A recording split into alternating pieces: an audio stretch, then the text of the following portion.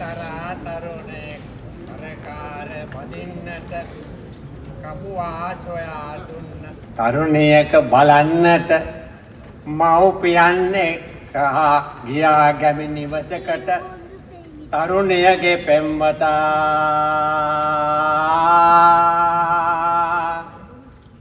ගයයි වස්කී රසට.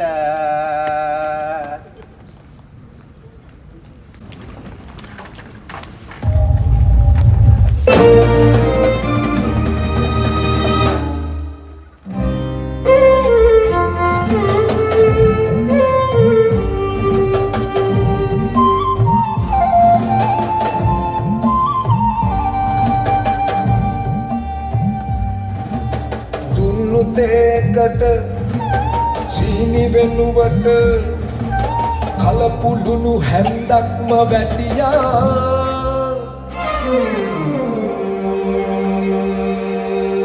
දුන්නු තේකට සීනි වෙනුවට කලපුළුණු හැන්දක්ම වැටියා.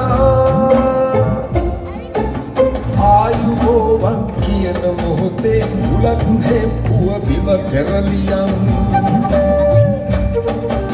කොයි තරම් ලස්සන වුණත් මට ඌට මහ වස කැතට පෙනියා. කොයි තරම් ලස්සන වුණත් ඌට මහ වස කැතට පෙනියා.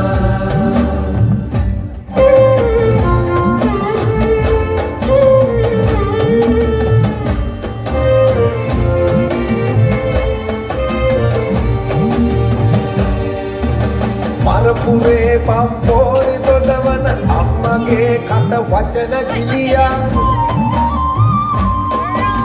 කැස්ස හැදිලා ආතම්මට වාට පිට තරගයට කිපියා.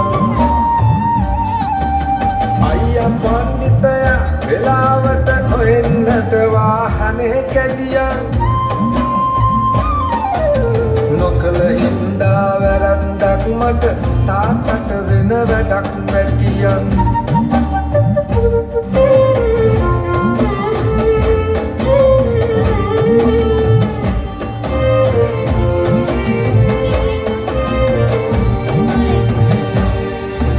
මකුළු දැල් නැන්දම්ම දැසට ඉතුල් මල් වාගේම පෙනියන්. නොහොබිලා හරුපයක් කියවි කාගේ හරි හිත තදට රිදියම්. මකුල එහෙනම් පීතුයි දැක් කීවොතින් හොර කපුව එසැනි. අලුත් නෑකම් සබා වැන්දේ අනේ ඕකගේ සරම කැඩියා. අම්මගේ කට වචන ගිලියන් තාත්තට වෙන වැඩක් වැඩියන්. කාගේ හරි හිත තදට රිදියම්. අනේ ඕකගේ සරම කැඩියන්. මොකක් හරි හේතුවක් හින්දා අමුඩේ අමතක වෙලා තිබියා. දුන්නු තේකට සීනි වෙනුවට කලපුළුණු හැන්දක්ම වැටියා. ආයුබෝවන් කියන මොහොතේ උලත් හෙප්පුව බිම පෙරලියා. කොයි තරම් ලස්සන වුණත් මට ඌට මහ වස කැතට පෙනියා. කොයි තරම් ලස්සන වුණත් ඌට මහ වස කැතට පෙනියා. කොයි තරම් ලස්සන වුණත් මට ඌට මහ වස කැතට පෙනියා.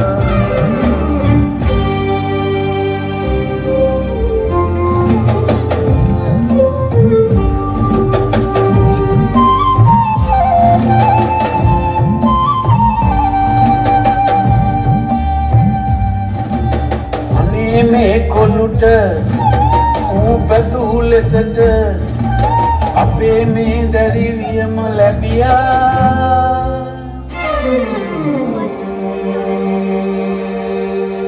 අනේ මේ කොළුට ඌ පැතුූ ලෙසට අපේ මේ දැරිවියම ලැබියා. දුක කරදරයක් නොවියන් දරු පැටව් කුසිමක් ලැබියන්. හැට සපිරුණු මගේ උන්නට පොළුවගේ යහගුණම පෙනියා හැට සපිරුණු මගේ උන්නට පොළුවගේ යහගුණම පෙනියා